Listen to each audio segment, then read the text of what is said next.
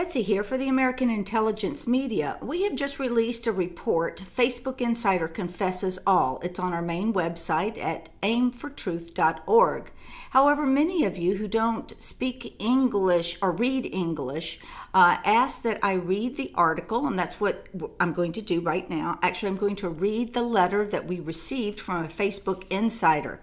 Now, if you would like to have this article translated, then all you need to do is go over to our site and look on the page. You will see a translate button, and you will get at least a rough translation of this article. So now I'm going to begin reading the letter. If you wanted to read our introduction to how we received the letter, what it all means, then please go to our website. To every Facebook user, Mark Zuckerberg and all of us who were there from the beginning are lying to you and using your personal life as a government-controlled experiment in brainwashing and mind control. Basically, a weaponized system of the military that got out of control. At this point, Mark Zuckerberg has lost control of a company that he never really owned or operated. Truly, anyone who has ever worked with Mark knows that his mind is a blank and that he is nothing more than a parrot for the government handlers who created him. Mark is incapable of running a McDonald's, let alone one of the most powerful companies in the world. Not even his name is real, and his identity has always been covered up. Mark was chosen as a child for a CIA training program because his relatives were some of the people creating the program. I'm not making excuses for Mark, but his choices have not been his own. Yes, he has become an evil sociopath who once believed in his heart of hearts that if he decided he wanted to be president, all he had to do was say he wanted the job and Facebook would deliver the election to him. That is the level of brainwashing Mark is at. He's not in contact with reality. You might think that a madman who could think he could become president because he said so would be discovered and accused as a fraud.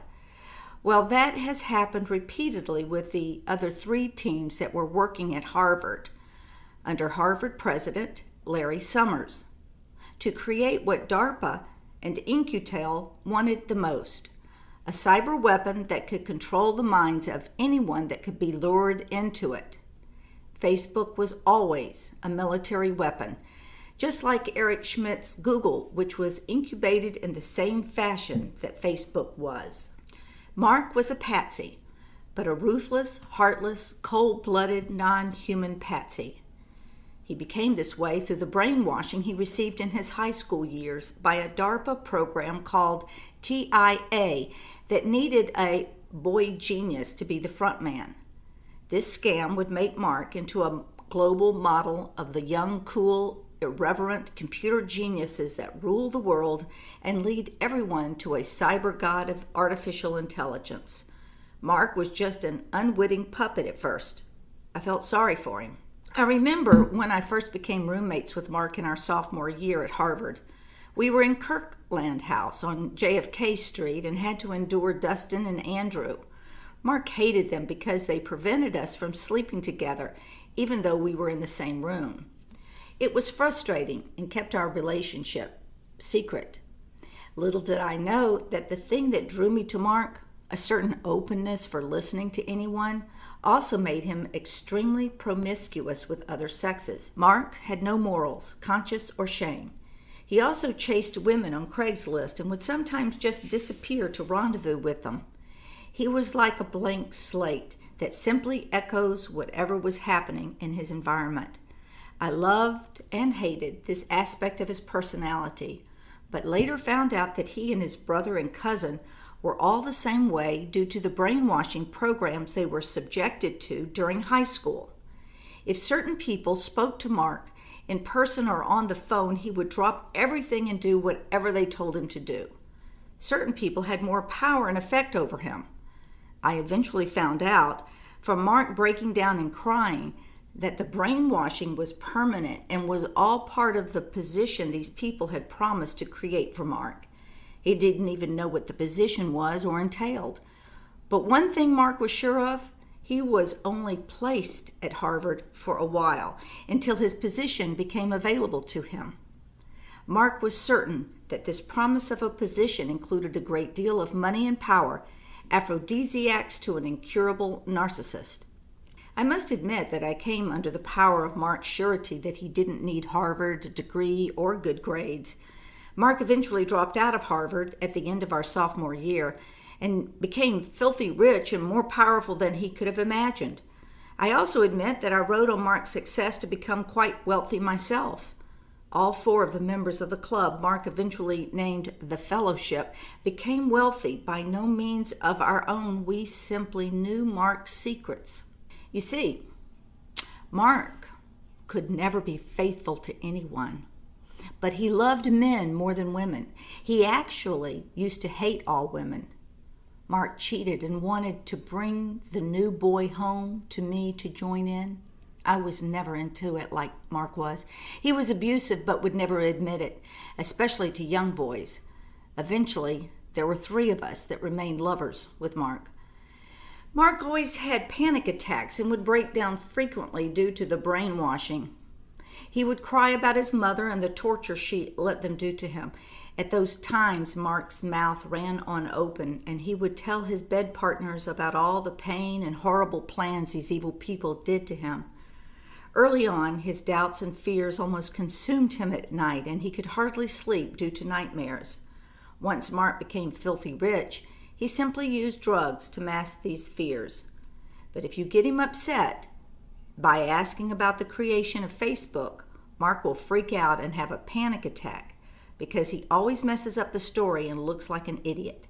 He can't stand questions about how he made Facebook because he didn't. I had to laugh as one of his stupid answers. I saw that Harvard didn't have Facebook, so I made one, or something close to that. The journalists let him get away with that lie, like they always have. Mark Zuckerberg, did not write one single line of programming source code for Facebook. These are lies and propaganda generated by his government military handlers.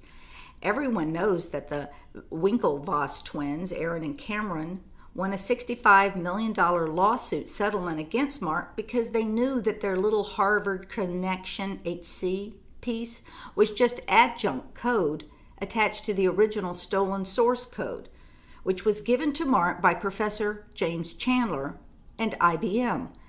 That 65 million bit of dirt knowledge was pretty profitable for a couple of cute Harvard crew rower jocks with no interest in me. Mark simply had others adjust the code into what was government-sponsored military weaponization of a cyber warfare project directed by the president of Harvard, Larry Summers.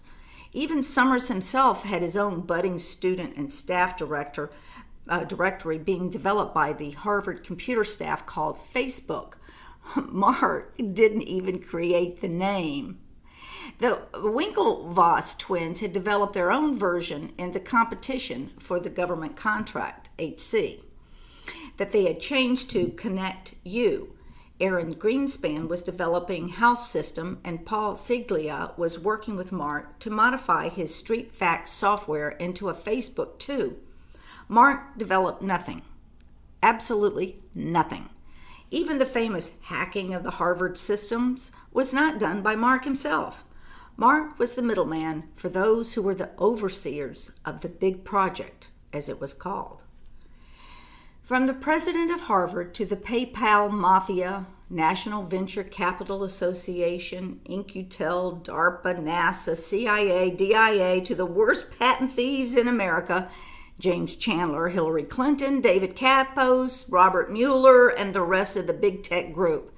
Mark is just like the other fake front men chosen to represent the numerous other social media companies. Eric Schmidt was the poster child for the Silicon Valley geniuses who ran corporations that are basically exempt from prosecution as the facade for military weaponized companies that are always funded by the same evil bankers. Fidelity Investment, Vanguard, T. Rowe Price, BlackRock, JP Morgan, HSBC, Excel Partners, Kleiner Perkins, and the rest of the Silicon Valley venture capitalists who were always making a killing from companies who get no-bid government contracts. these companies like Facebook are just an excuse for black ops experiments to control the enemy, and Mark doesn't know who the enemy is. Mark's lack of moral compass made him the perfect patsy for the new military experiments on U.S. citizens. I believe now, since Mark was well aware of the evil intentions of the government, that he has committed crimes of many types with the clear, premeditated intention of harming every Facebook user. That is why Mark let Facebook be used to manipulate elections. He has no moral code. I personally saw the template that Hillary ordered that uses Facebook to manipulate voters to win elections for her. Given the amount of election interference by big tech in 2016, I became a reluctant believer in miracles. I have seen the truth concerning the supposed Russian interference and can tell you that it was all made up, and in fact was the exact opposite of what the media reported. I have seen so many illegal actions of Facebook that I am indeed complicit with the crimes.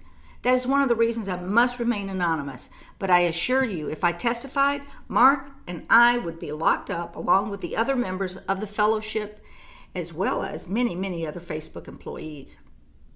It is due to the truth that it is currently coming out in the media that I feel I can reveal what I witnessed so that Mark and the U.S. and British military-controlled Facebook can be charged with criminal activity instead of simply being hit with antitrust charges that only split Facebook into many subsidiaries, which would make simply Mark even more rich. Then the poor suckers who believed in Facebook will be left holding the bag. An empty bag of a gutted Facebook worth nothing or little or nothing. Mark will simply rebrand and go on with multiple companies that will be just as big as Facebook. He will escape unscathed, protected by his military handlers, who, by the way, were inside traders from the beginning of Facebook, and who will be allowed to buy into the new companies from the beginning also. Once again, the use of taxpayer dollars goes to private corporations run by stooges and controlled by non-Americans. Yes, I just called Mark a stooge because he actually has no clue what he's doing at all. Just ask him to write a simple program in any code he would like. Any. He can't. He's a fraud and always was. I will not tell you who the members of Mark Zuckerberg's fellowship group were. I can point out that all the original members of Facebook knew from the beginning that it was a military project for cyber warfare mind control. Everything done from the beginning was an experiment to see just how far a social media platform could go to conquer the enemy through behavioral manipulation with electronic warfare. The idea that Mark wanted to connect all college students in America was a novel idea that was far from the true intention of mind control of every user in the world. Free platforms like Google, Gmail, Facebook, and the rest were confidence tricks to get users to experiment on. My old buddy Sean Parker, an early member of Facebook, has confessed all to the media and specifically told the truth that Facebook was meant as a cyber drug to create and control addicts, digital addicts. As Sean said, we knew from the beginning it was harming every user, and that's why we never let our friends or our children use these systems. It harms them tremendously and was the original intent of the media. Mark and I were told by representatives of DARPA that that was the intent of Facebook from its inception. The U.S. Patriot Act allows the military to consider every American a possible terrorist or enemy warfighter until proven otherwise. Every person on the internet, which was also created by DARPA, is considered a cyber terrorist, and the military sees it as their job to create systems to surveil, target, disarm, and aggressively remote control the user. I hated the idea from the first time I heard of it. Personally, I have never used Facebook, and I don't let anyone I love use it. Mark would use patriot arguments, like the ones mentioned above, to justify his participation in this Black Ops CIA operation to the fellowship. We argued with him, but to no avail. Mark basically believed anything his controllers told him. We would sometimes convince him that the project was dead wrong, but it took but all it took was one phone call from above, and Mark went back to his scheming. It was truly pathetic to see that Mark had no freedom, but was told what to do. He was also so poorly organized and such a muddled thinker he couldn't get anything done. Homework, schoolwork, project work, nothing. So there was always cleanup to be done after Mark, especially when the company got big. Cleanup would include stupid stuff like paying others millions for stealing their code, making stupid statements every time he opened his mouth, or the lack of attention he gave to the running of his company. Mark was always a mess, and the fellowship, as well as Larry Summers' squeeze, Sheryl Sandberg, those soulless megalomaniacs deserve each other. Help the handlers control Mark. We're always picking up the broken pieces and trying to glue them back together. But this time, Facebook and Mark cannot be fixed. Many of the original Facebook players and the fellowship have been paid off in huge bribes to keep us quiet. CIA secrecy agreements grow on every plant at Facebook, but the Facebook insiders are turning against Mark for many good reasons. The board of directors wants him fired. Mark's British controller sent Baron Richard Allen to rein Mark in, but he failed miserably. Even Sir Nick Clegg, ex-deputy prime minister of Britain, was sent to shut Mark up, but to no avail. Even the second in charge of Britain couldn't stop Mark and his non-stop stupidity. Mark opens his mouth, it costs the company billions. Mark testifies, and everyone finds out that he doesn't know a single thing about his company. Mark knows nothing because he doesn't do anything and hasn't really shown up for work since the beginning. He seems to be allergic to work and can't stand meetings unless he's announcing something. He is the worst manager in history, and everyone will tell you the same if asked. We all play like Mark runs a company, but that's not true. Mark can't run himself effectively, let alone Facebook. That is why he was failing at Harvard and was going to be kicked out for bad grades, even after I did much of his work for him. I can honestly say that at this point there are no insiders who have any faith in Mark to run the company or even speak in public. We believe that even after Larry Summers, the father of Facebook, who planted Sheryl Sandberg at Facebook to shut Mark up and stop revealing that Facebook is the tool of the Democrat agenda for globalism, cannot fix the company. This is one of the points I'm most angry about. Mark has become, over the years, no friend of America. In fact, he hates America and rants on how proud he is to avoid U.S. taxes and to cheat the American people, whom he considers to be animals. Mark believes he is a higher being, above human beings. He now believes it was all his work that made Facebook. He's completely deluded by his own propaganda, which is nothing but lies. It is because Mark is now a danger to himself and the world that I must tell the true story of how Facebook and social media have become enemies of Americans and the world. The ostensible goal was to create a social directory in Harvard where people could share in small groups. The real intent was to create a social network to manipulate the world.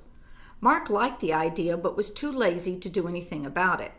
He stuck his nose into the others' camps to see what they were doing, but he himself just talked about it with good programmers and made them promises. Thus, numerous lawsuits ensued from those promises. Larry Summers continued to call Mark into his office for updates, so Mark just lied. Occasionally, others would be in the office with Larry Summers, but one person stood out and showed up at many more meetings in the future. This man was obviously the person in charge of the project. His name was a former Harvard law professor, James Chandler. He boasted that he was one of the top idea people for DARPA and that he had actually developed lower-level programming languages for the Army. He pretended to be interested in me, but I could tell that it was a political act. Guys like me can just sense these things. Over time, it came out that Summers and Chandler had much bigger plans for social media project and had some outside sources of help to complete the project. Mark found it odd that Summers, Chandler, and eventually Sheryl Sandberg did not put much pressure on Mark to produce, but were interested in everything Mark was learning, from spying on the other groups for almost 2 years. One day, Mark was called to Summers' office in Massachusetts Hall to meet a most unusual man. His name was Andrew Marshall, and he was the head of the Naval Intelligence Net Assessment Office. Mark was terrified of Marshall from the beginning.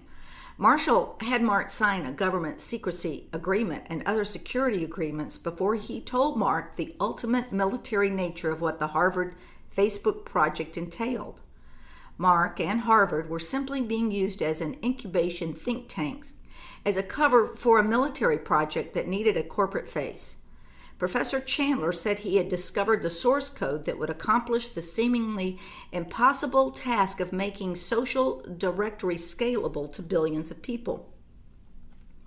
Chandler droned on, as Harvard professors like to do, about how Harvard academic elites were the best choices to do early testing because of their superior intellects.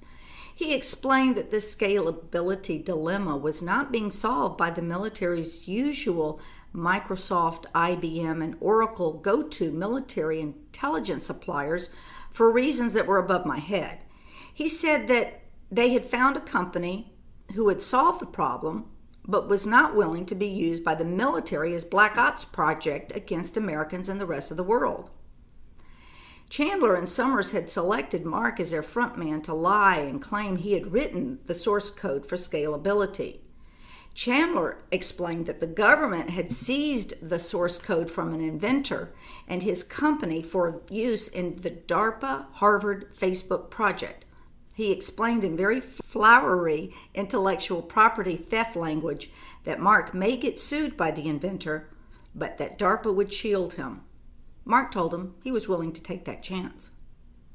Mark knew full well that the people who had brainwashed him had a big plan and his part was simply to do as they told him to do.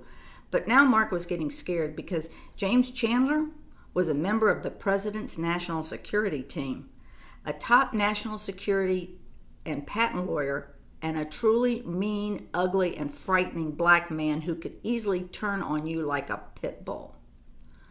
Larry Summers had those same elitist bully traits, but was the president of Harvard and an economic world leader. Mark felt that he was being groomed and protected by some very powerful people. But it was Andrew Marshall, the one they called Yoda, who scared the pants off of Mark. After Mark had been read into the plan by Summers and Chandler, their boss wanted to meet Mark to make sure that he could be trusted to be a part of this overarching evil plan to manipulate all of cyberspace as if it were a war arena. Andrew Marshall did not like Mark at all. I witnessed it myself when I was asked to attend one of Andrew Marshall's Highland Forum groups as a major executive for Facebook along with Mark. Every time Mark opened his mouth, Marshall would stare at him until Mark would shut up. Marshall indicated in this meeting that Mark himself was the biggest problem with the Facebook operation. Mark was so happy when Andrew Marshall died not long ago. Mark now takes his orders from Marshall understudies Dick O'Neill and James Baker, who run Highlands Group. Chandler also worked for Highlands Group and directed numerous operations, working directly with Andrew Marshall and James Baker. The Facebook operation also coordinated their activities with Rose Law Firm in Little Rock, Arkansas, and the group that gathered around Hillary Clinton's patent thefts. Every Facebook insider who was there from the beginning knew these things to be true, but would never speak of it for fear of retaliation and possible death. We are speaking about a theft of literally many trillions of dollars in intellectual property, trade secrets, patents, designs, and stolen programming source code. Mark bragged for 2 years about being able to write the source code for Facebook platform, but he did not produce a single line of code. For 2 years, all the fellowship heard about were promises of a breakthrough at any moment.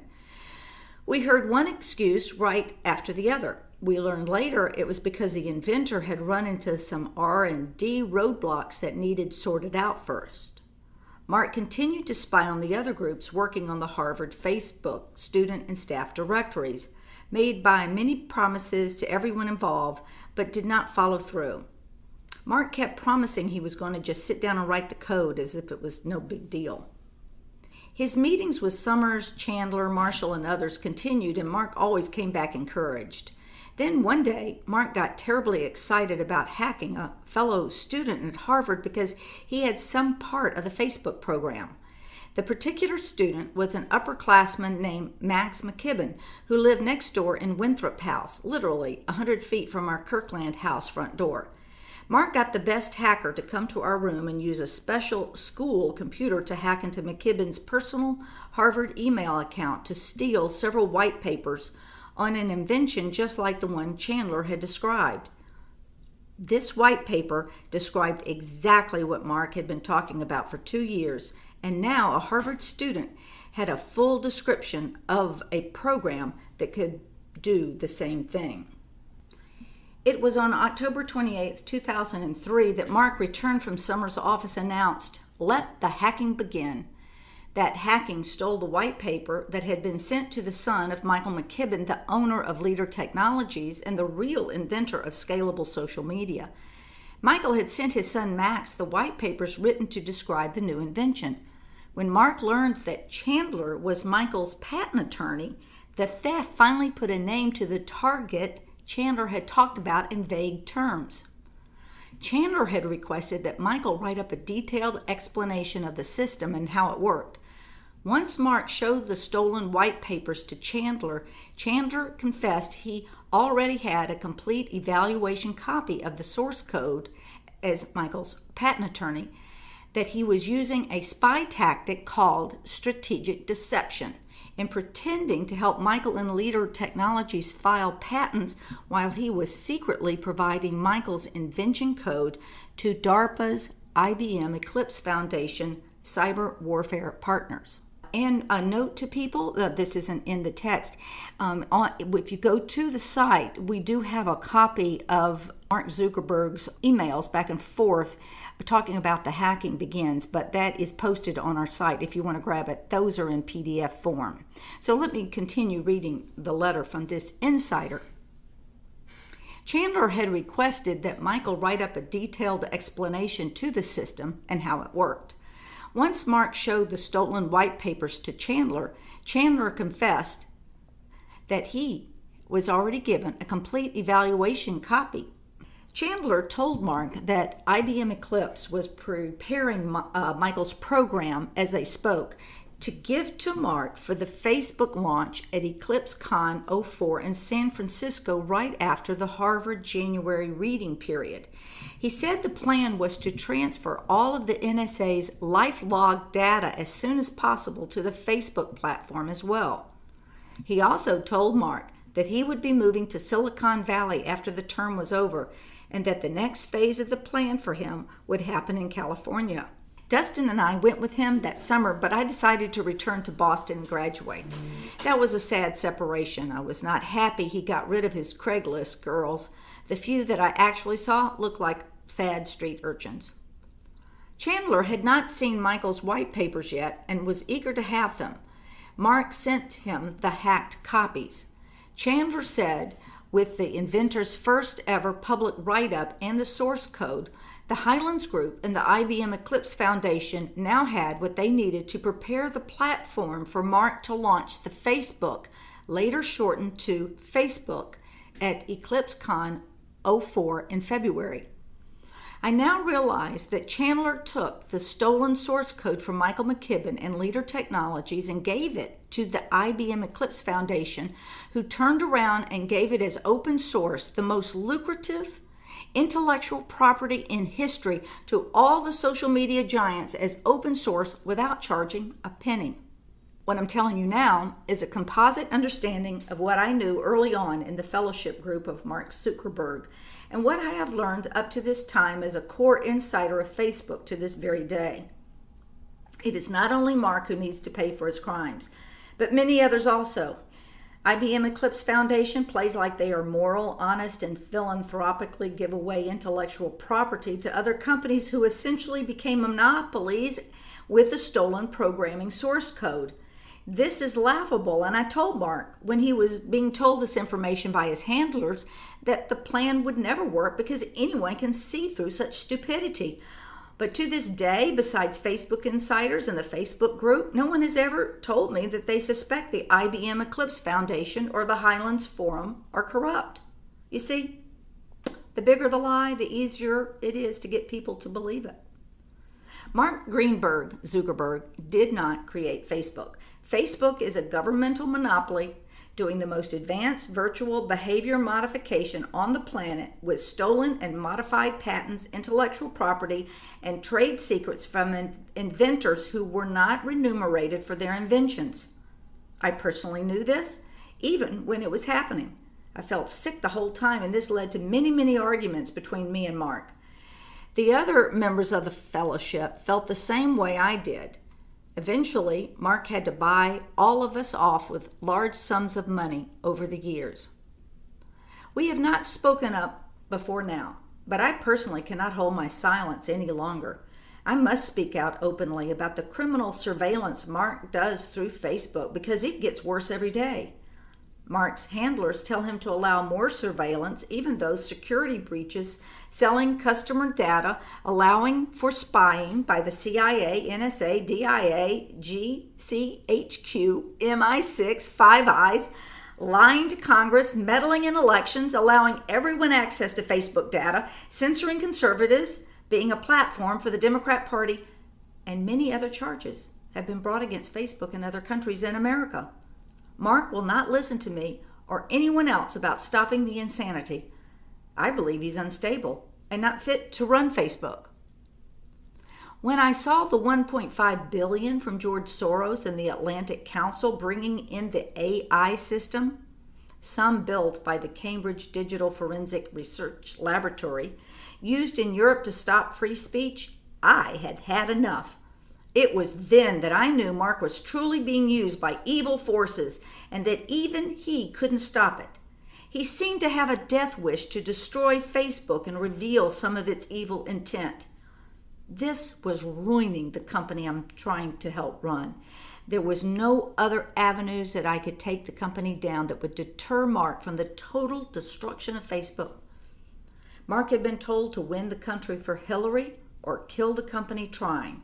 He was making astounding mistakes that showed the true evil foundations of Facebook.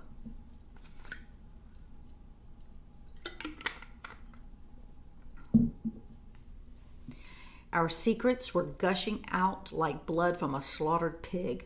I kept talking to Mark, trying to change his mind, but he became more insane and impossible to talk to. Mark gave up control of the company to a crowd stumbling over themselves to take personal credit for Facebook's turnaround, including Highlands Group, DHS, DOD, Naval Intelligence, Serco, Crown Agents, IBM Eclipse Foundation, Clinton Foundation, Open Society Foundation, Google, Alphabet, Schmidt, Sandberg, Thiel, Hoffman, Breyer, Louis, Ketterson, Goldman Sachs, Blankfein, Diamond, Microsoft, Gates, Allen, Thomas, Ballmer, Ozzie, Nadella, Milner, Obama, Pritzker, Hillary, Kuchar, Bono, Soros, Lamont, the Queen's Men, Richard Allen, and Nick Clegg, and the rest of the gang who were eager to clean up Mark's messes. I could see that Facebook was on its last leg, but I couldn't understand why Mark would kill the company. Then one day I realized what Mark was doing with the obvious crash landing of Facebook. He was being told that he would get a deal with the government charges against the company and would not have to pay billions in fines. The deal would be like the government's deal with Standard Oil when they were charged with antitrust monopoly issues. They were made to break up into 7 different companies, all of which became as big or bigger than Standard Oil itself. Splitting up the monopoly made the owner 7 times richer. That's what Mark is doing. He wants Facebook to be broken up instead of answer to the crimes it has willingly committed. Corporations can simply go bankrupt, dissolve, crash and burn, or do what Google did when it created a new company called Alphabet, which is now called the mother of Google and is worth even more. How a child becomes a parent is a new one for me. Eric Schmidt showed Mark exactly what to do, and please remember that Eric Schmidt was also Mark's mentor and the first person to invest millions in Facebook before it went public. Eric Schmidt made billions off of his insider trading knowledge from the Highlands Forum investment in Facebook. Britain's offshore banks feed them with endless money laundering and deal flow as long as the Queen gets her cut. All of us insiders know this global money game is totally rigged to perpetuate this evil power. I don't want to go to my grave knowing that I didn't do something to atone for my sins in perpetuating these lies. I believe that Mark is doing everything in his power to get President Donald Trump deposed, just as he did everything he could to get Hillary elected. If Trump continues, the globalists lose. Mark is a true globalist. He is not an American anymore. Mark essentially does not have a plan for Facebook. He simply does what he's told and always has. Mark has made no decisions on his own, not one. This current decision to destroy Facebook from the inside out is nothing more than Mark's handlers using Mark in their last hours of power. Trump will win 2020 and Facebook will die. The only question left is whether Trump will charge Mark Zuckerberg with the crimes he committed. I, for one, want Mark in jail along with his handlers.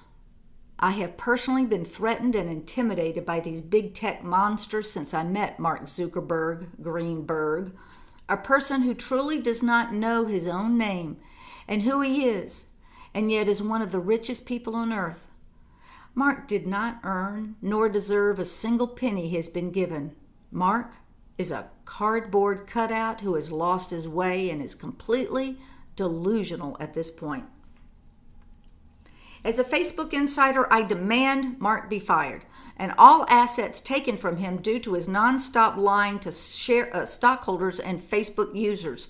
The board of directors, underwriters, and institutional investors all know the secret government contracts have been propping up the company since the beginning, but most average shareholders do not.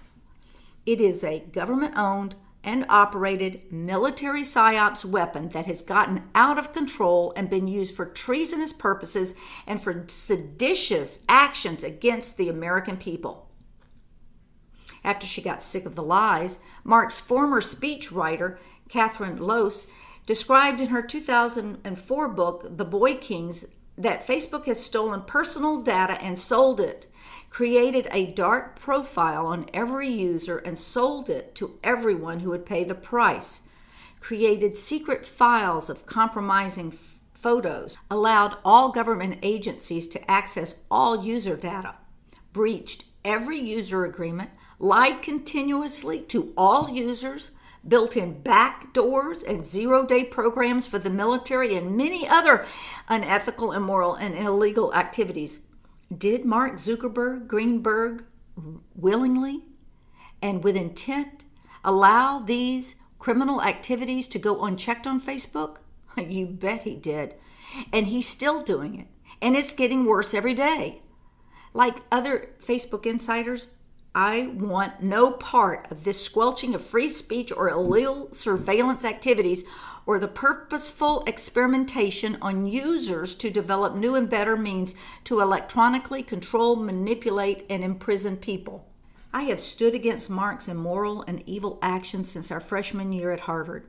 Nothing has changed except that Mark has gotten worse and his handlers have become so demanding that they are condemning Facebook to a trash heap and creating the circumstances for Mark to become even richer and more insane. His next projects include a system much like what Eric Schmidt has created for China, a social credit system that controls the freedom of every American. When Facebook is broken up, the new companies will have the Eric Schmidt Dragonfly social credit system built in. When Facebook is broken up, the new companies will have the Eric Schmidt Dragonfly social credit system built in. Mark wants to be like Eric and control the world from a digital ivory tower and oversee the depopulation of the earth.